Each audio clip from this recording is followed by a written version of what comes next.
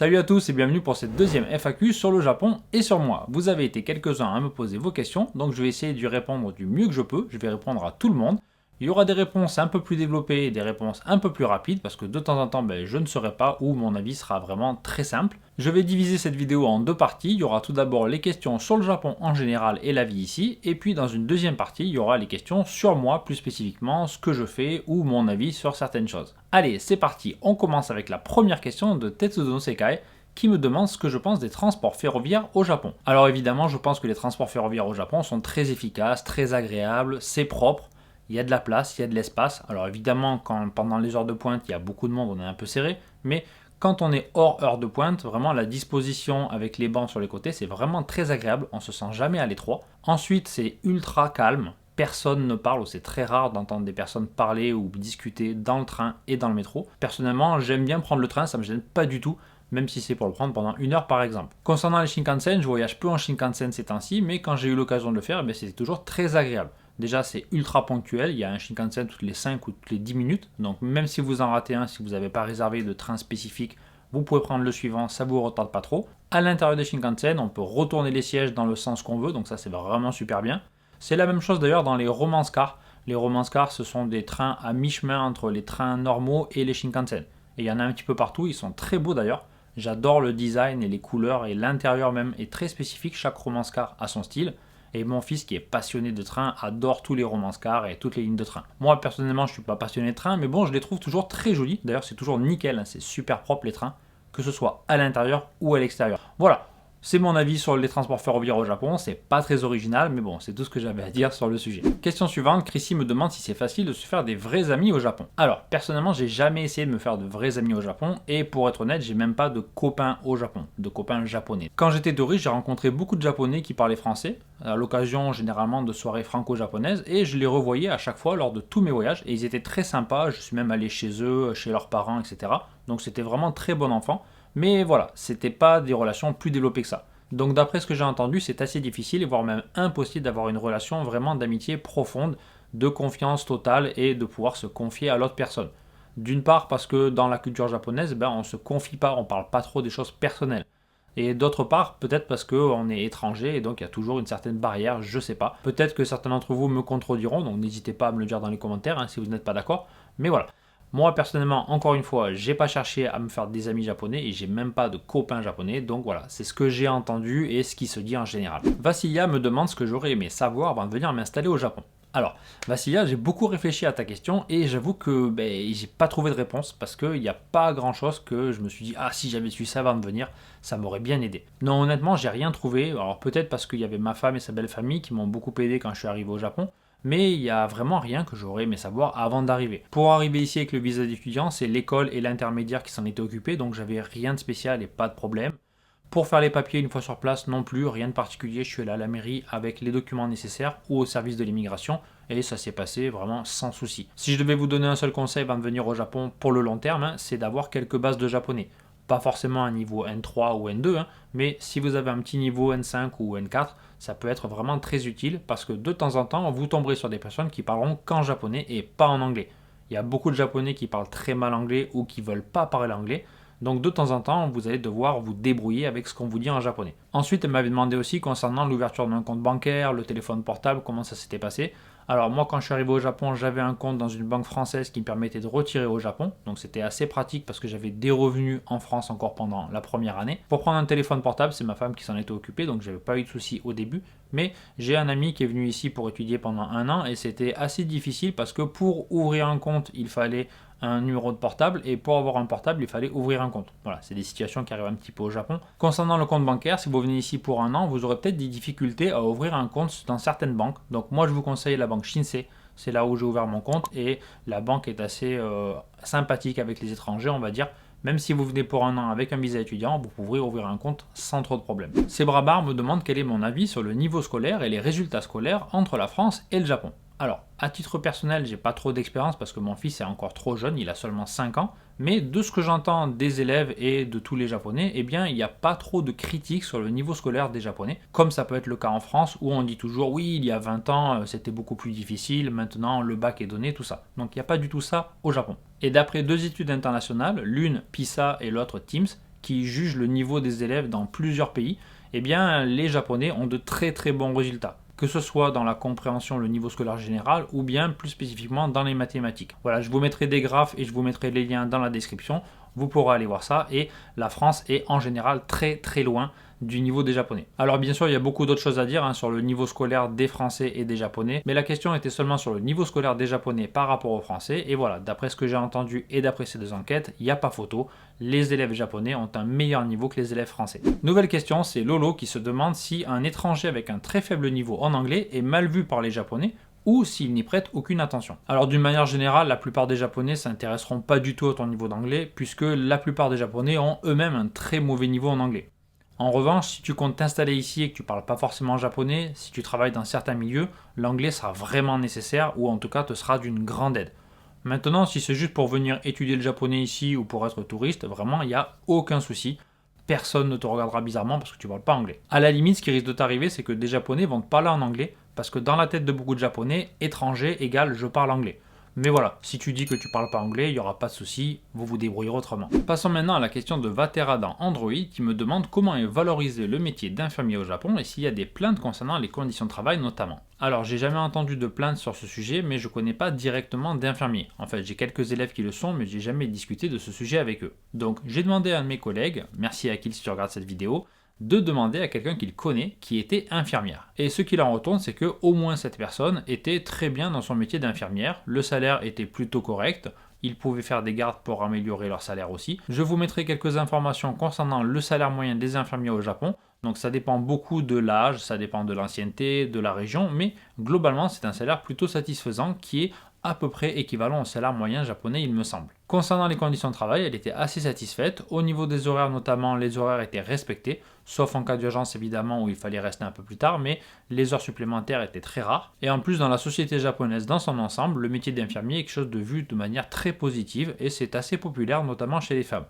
Il y a une grosse demande, il n'y a pas assez d'infirmiers, notamment dans les hôpitaux et essentiellement dans les maisons de retraite. Donc si vous êtes dans le médical et que vous avez l'intention de venir travailler au Japon, coucou Jamelina, eh bien sachez que les maisons de retraite recrutent énormément. Donc vous aurez beaucoup plus de chances de trouver du travail dans ces endroits-là. Après, je ne sais pas qu'est-ce qu'il faut comme qualification, comme équivalent.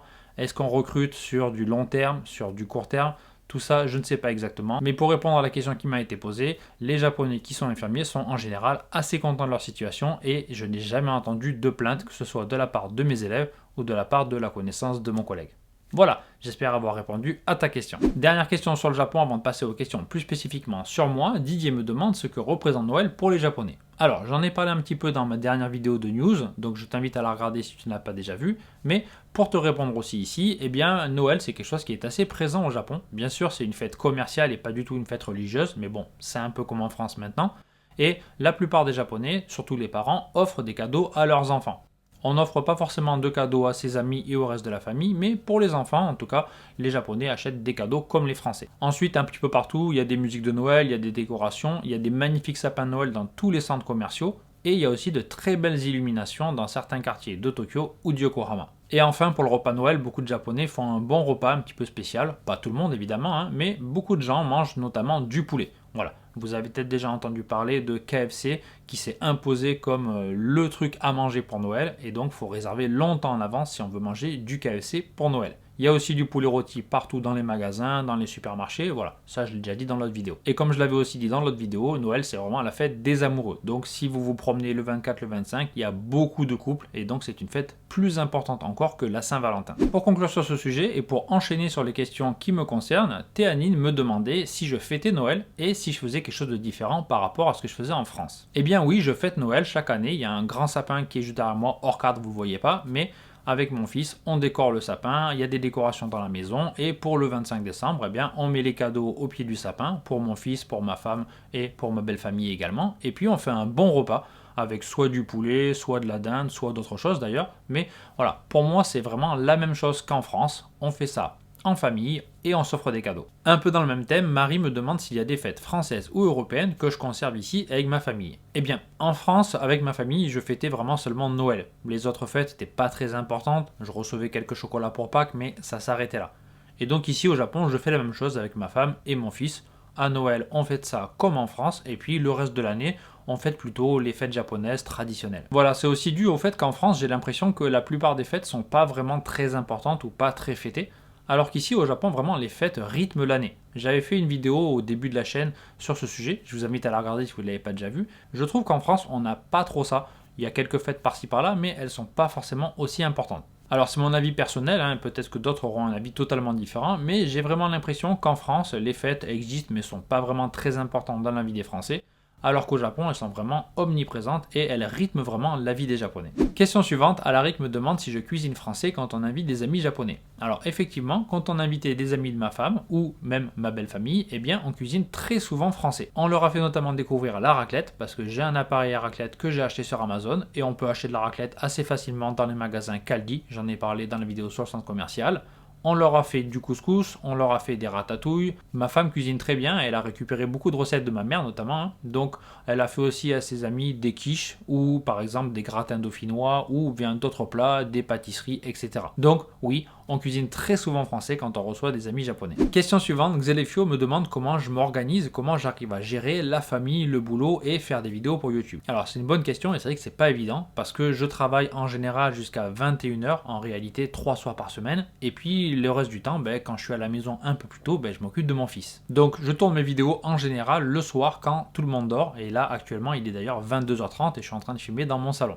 J'ai pas de pièce spéciale comme beaucoup de youtubeurs ont la chance d'avoir, donc j'installe à chaque fois que je fais une vidéo les petites décorations, les lumières, etc. Donc ça prend pas mal de temps. Pour le montage, la vidéo de news que je fais chaque dimanche, je la filme le dimanche soir et je la monte tout de suite après. Donc en général, le dimanche, je me couche assez tard. Pour les autres vidéos comme celle-là, je filme un soir et puis je fais le montage soit entre deux cours à l'école, soit les soirs à 21h30, 22h quand je rentre du boulot. Voilà, vous savez tous maintenant comment je m'organise pour faire mes vidéos YouTube. Donc c'est vrai que c'est assez fatigant et ça prend beaucoup de temps et c'est pas mal d'organisation, mais ça vaut vraiment le coup parce que vous êtes très nombreux à me laisser de très gentils messages dans les commentaires. Donc merci beaucoup à vous de me laisser des commentaires, de regarder mes vidéos et de les liker.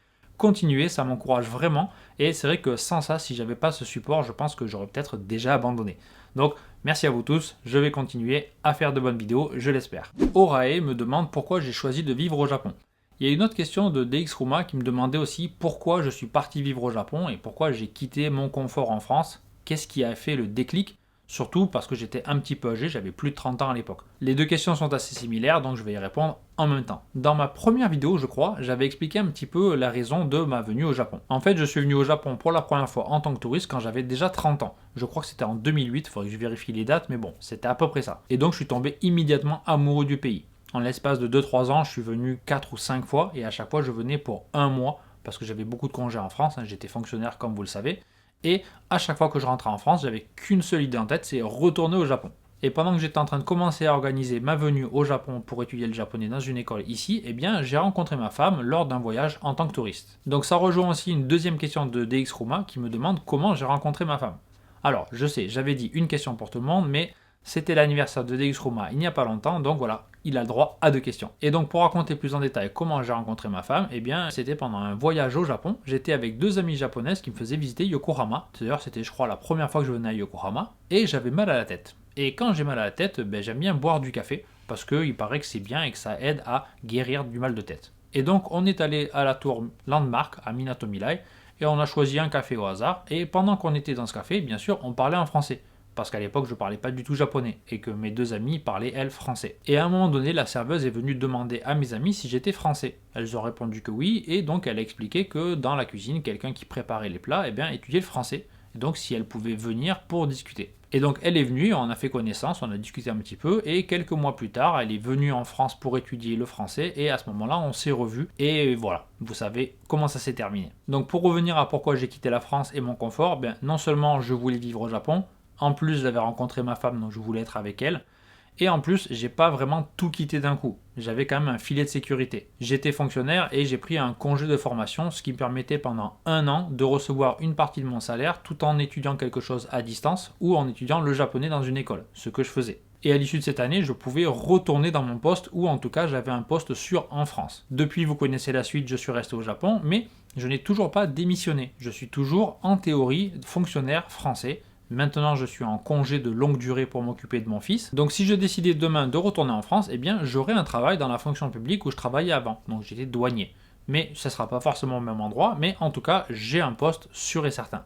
Donc ça me fait rebondir sur la question de Nicolas Carcosi qui me demande si j'ai l'intention de rentrer un jour en France. Et ma réponse est non, pas du tout. Alors, on ne sait jamais de quoi sera fait demain, si demain il y a un grand tremblement de terre, que je perds tout au Japon ou que la Chine envahit le Japon, peut-être. Mais a priori, s'il n'y a pas de grande catastrophe naturelle ou de cas de force majeure, je compte bien rester au Japon jusqu'à la fin de mes jours. Même si je critique le gouvernement dans ma vidéo de news et que j'ai fait déjà des vidéos pour expliquer ce qui n'allait pas au Japon, eh bien quand même je suis très bien ici. Je pense que la plupart d'entre vous l'auront compris, j'adore le Japon et je préfère 100 fois vivre ici qu'en France. Alors, je prépare une vidéo depuis longtemps sur pourquoi j'aime habiter au Japon.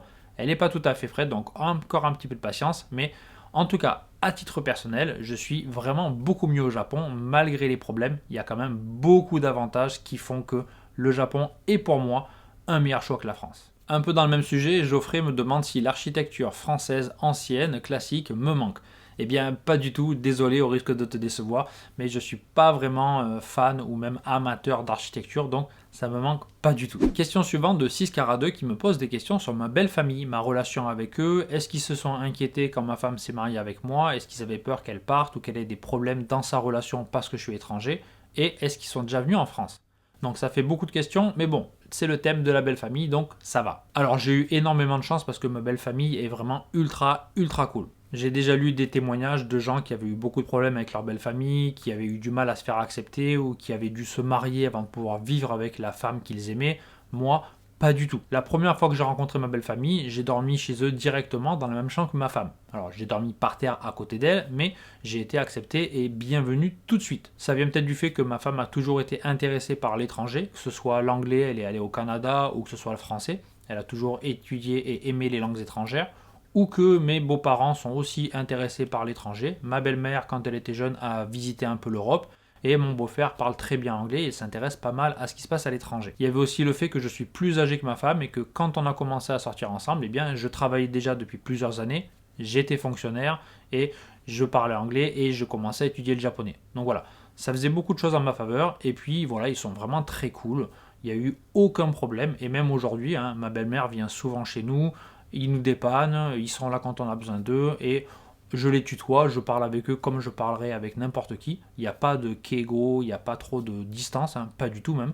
Et donc voilà, ils sont très cool, très sympas. Et d'après ce que je sais, ils n'avaient pas de crainte particulière pour sa relation avec moi ou qu'elle parte à l'étranger. D'ailleurs, au début, quand je suis arrivé au Japon, on comptait rester seulement 1 an et ensuite partir en France et ils étaient tout à fait d'accord avec ça. Finalement, j'ai réussi à convaincre ma femme, on est resté au Japon, mais dans les deux cas, mes beaux-parents étaient de toute façon d'accord, que ce soit pour rester au Japon ou pour aller en France. Voilà, donc encore une fois, j'ai beaucoup de chance. Dernière question de Godo69 qui étudie le japonais et qui me demande si j'ai des conseils pour mieux retenir le vocabulaire. Alors, j'ai pas de recette miracle. Tu utilises déjà Anki, l'application que j'utilisais moi pour mémoriser les kanji. Mais quand j'ai commencé à étudier le japonais, je faisais à l'ancienne, c'est-à-dire que j'avais un cahier et j'écrivais des listes de mots sur des pages entières avec le mot français, le mot en hiragana et le mot en kanji quand je connaissais les kanji. Et voilà, et j'écrivais, je faisais des lignes et petit à petit, j'ai appris le vocabulaire. Ensuite, comme je l'avais dit dans ma vidéo sur comment j'ai appris le japonais, je regardais énormément de dramas et de films japonais. En plus, j'étais immergé ici, il y avait ma femme, il y avait sa famille, il y avait ses amis, donc j'entendais du japonais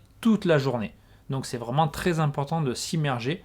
Même en étant en France, regarde des dramas, regarde des animés. Mais pour mémoriser des mots, à mon avis, il n'y a pas 36 solutions. Peut-être que je suis un peu vieux jeu, mais la meilleure façon, c'est d'écrire sur du papier. Les applications, c'est très bien, ça peut aider, ça a un côté ludique. Mais à mon avis, pour mémoriser que ce soit des kanji ou du vocabulaire, le plus efficace, ça reste d'écrire et encore et encore. Voilà, bon courage à toi, tu sais ce qu'il te reste à faire. Un cahier Clairefontaine, un crayon, écris du vocabulaire et regarde des dramas, des films et des animés. Voilà pour cette FAQ, j'espère que je n'ai oublié aucune question. Merci à vous d'avoir regardé cette vidéo, j'espère qu'elle vous aura été utile. Si c'est le cas, n'hésitez pas à mettre un petit like. Et puis moi, je vous souhaite un très joyeux Noël et je vous donne rendez-vous dimanche soir pour le nouveau numéro du Petit Journal du Japon. Salut!